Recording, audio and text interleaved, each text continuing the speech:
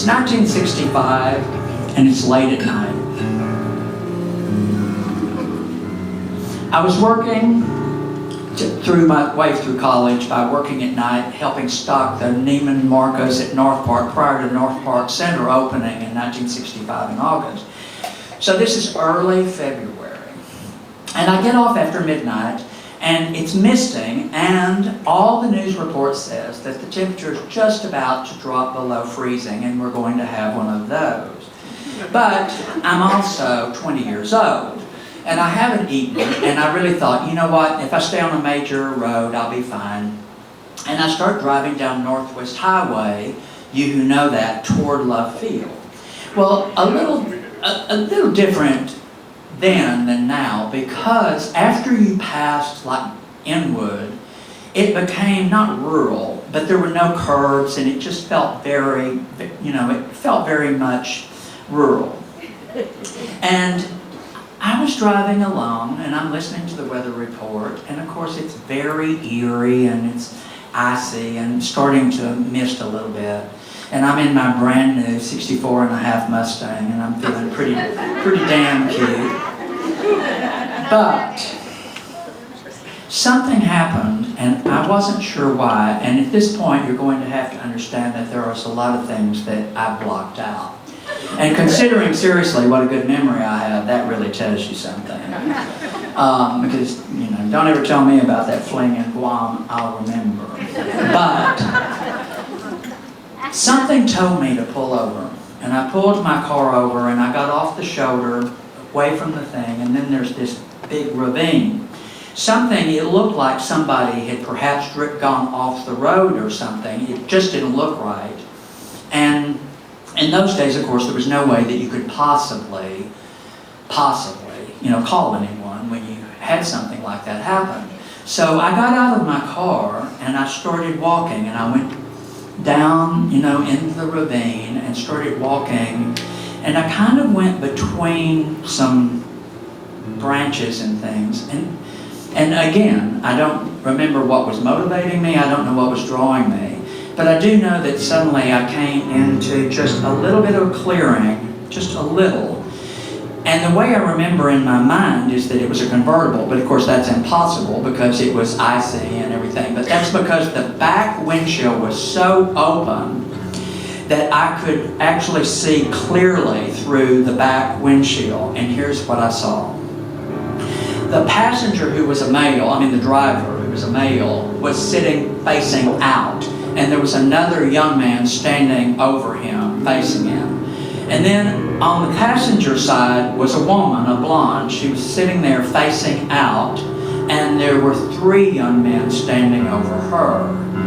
And then suddenly I realized there's sexual violence going on over there. And then I looked over here, and I realized that the young man had on the probably 35-year-old man on his neck a knife. And all of a sudden I go, oh my God, and I don't let anybody see me, and I start backing up to get away, trying to just extract myself from this.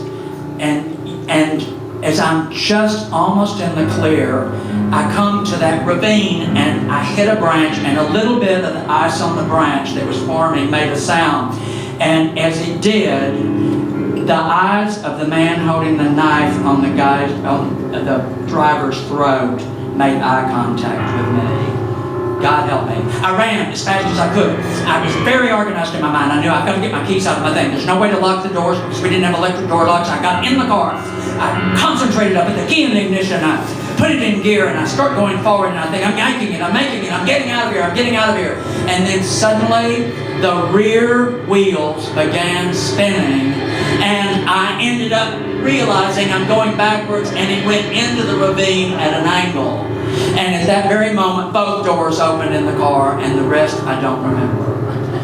I then know that what happened next is that I'm now hostage with them, and both cars are there, their car and mine. And we're at the end of Cochran Chapel Road, which is a cul-de-sac just south of Midway, south of Northwest Highway off of Midway. Very, very rural. in that sense, inner city rule. And all night long, one at a time, they took turns torturing me. And again, most of that is blocked out in my mind, but I do know this, that one after another, I would look into their face and realize that this is my death might be right now. Hope for the best. There was the sadist leader, I figured out. There were the two young men, they were all like 18, 19. There was the two that were completely under his spell. And then there was the one that every time he came and pretended to be torturing me the most and violating me the most, was really pulling his punches, and when we made eye contact, I knew his heart wasn't in this. And for him, I'll always be grateful. So, this is the way it went, and now it's right before dawn, and I'm face down, stark naked, in a ditch, in frozen mud. I don't know why they left, but I could hear them leaving, and it took me a while to believe they were actually gone. And then when I realized they were actually gone, I lifted my face, and as I did, I could hear the ice crack as I lifted my face. And I listened, and I realized they are gone, and that's when I started laughing. I went,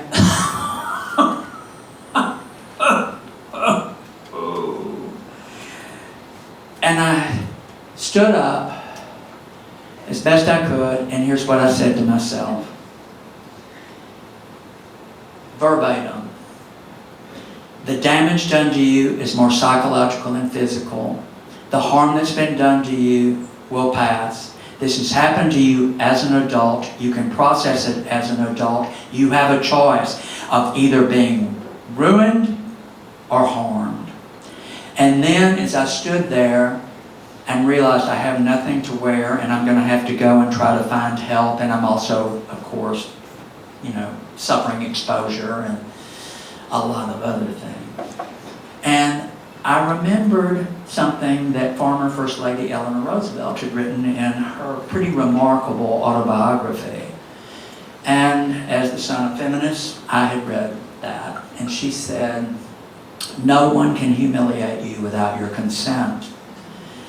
And I thought, well, here's the chance to prove it.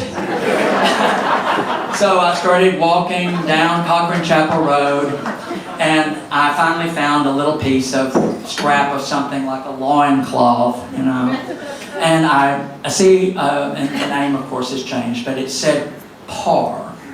And I frantically rang the intercom, and a woman's voice finally came on. It's right at dawn. It's not dawn yet, but it's cracking. And the woman's voice came on. She said, "Who are you? Get away from here. You don't belong here. What are you doing here? I'm going to call the police." And I said, "Please call the police. I'm desperately. Can you just bring me a blanket, please? I need help. I've been abducted and harmed all night, and tortured all night. Please help me."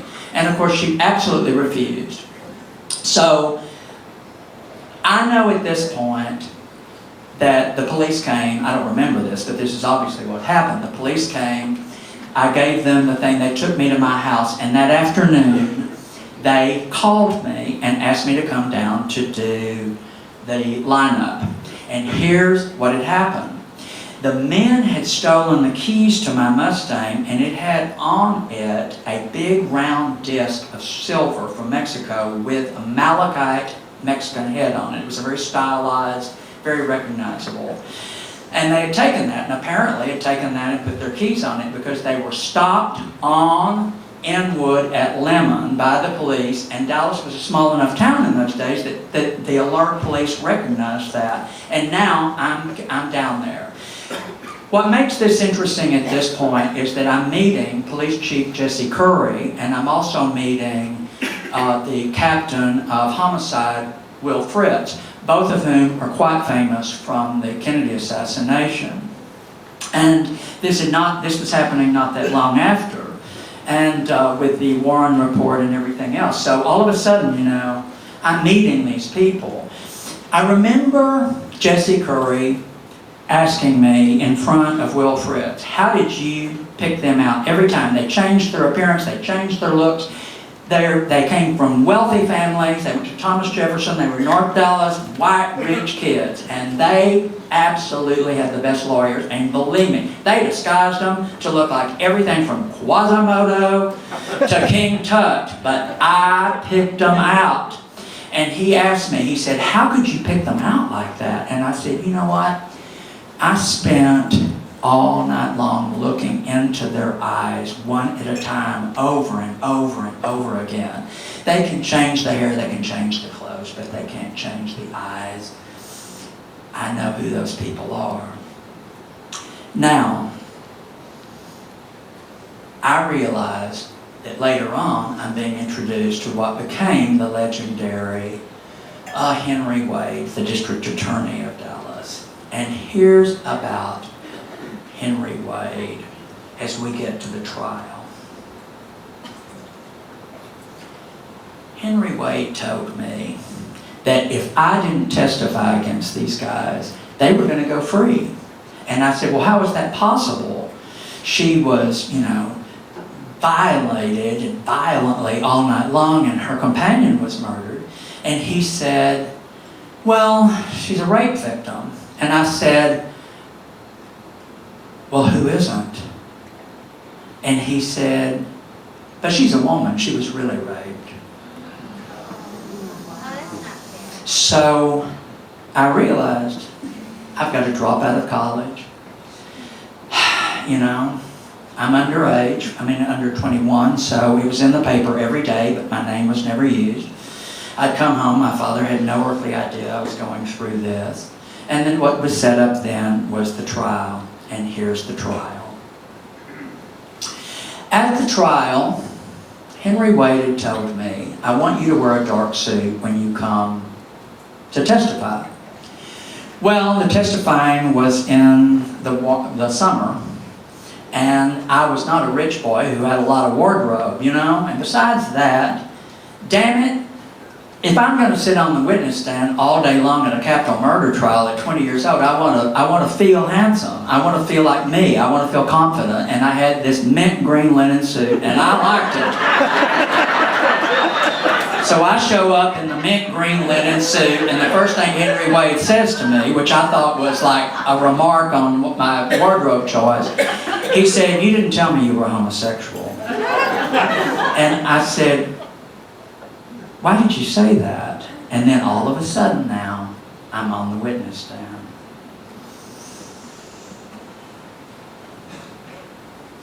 The entire time I was on the witness stand for Henry Wade, I don't remember much about it, because what was there to remember? He absolutely just walked linear through the events and so forth and so on. And there was nothing really memorable about that, except that it was, of course, a very difficult thing to relive. But I want to tell you about the cross-examination, because the second day was the cross-examination, and I had that same mint green linen suit, HIS from Reynolds Gilliland, $65. I had it in blue, and I show up now in blue. Pale blue. It's summer, folks. So I'm on the witness stand now, and here's the first thing that the defense attorney says to me. He says, Mr. Gilliland, are you a homosexual? And I said to him, why are you asking me that? And he said, because we intend to show that all the things you've accused these good young men from fine families of doing is completely untrue. That anything that happened between you and them was them perhaps overreacting to your having made that look at them at the corner of Inwood and Northwest Highway when you made clear from your look in your eyes your perverted desires. Looked over at them, and and then back and at the jury, and I said, who could desire them? And then, I love you so much, Rawlins Gilliland. and then he said, Mr. Gilliland, do you know the definition of fellatio? And I said, yes. And he said, Mr. Gilliland, will you turn to the jury and tell them the definition of fellatio? And I turned to the jury and said, fellatio is a pasta larger than linguine but smaller than lasagna.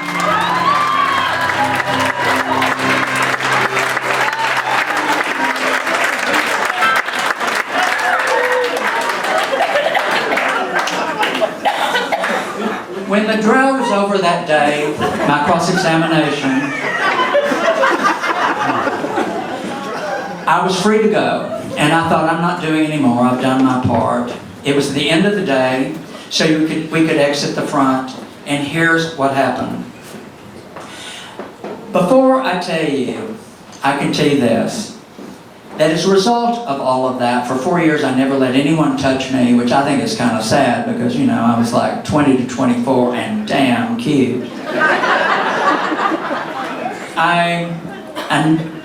I never thought about it for 10 years. I blocked it out. It only started coming back to me at 30, that I'd been through that, for you who've been the victim of sexual violence. And I happened to see one of them in a 7-Eleven about a year and a half later, and I grew a beard to disguise myself. And my parents died never knowing that that had been me. In fact, my sister didn't know that for decades. I think probably I was in my 40s when she found out. But here's what I said as I left that courtroom. I'll never forget, because I just panoramaed and looked. I wanted to take it in and remember. And I said to myself, well, Rawlins, you're now an adult. You always wanted to be an adult, you're now an adult, but you never really believed that all adult adventures would be romantic. But please be proud of how beautifully you handled this. And make note that somehow it tells you that your life is interesting. It validates you in such an odd way.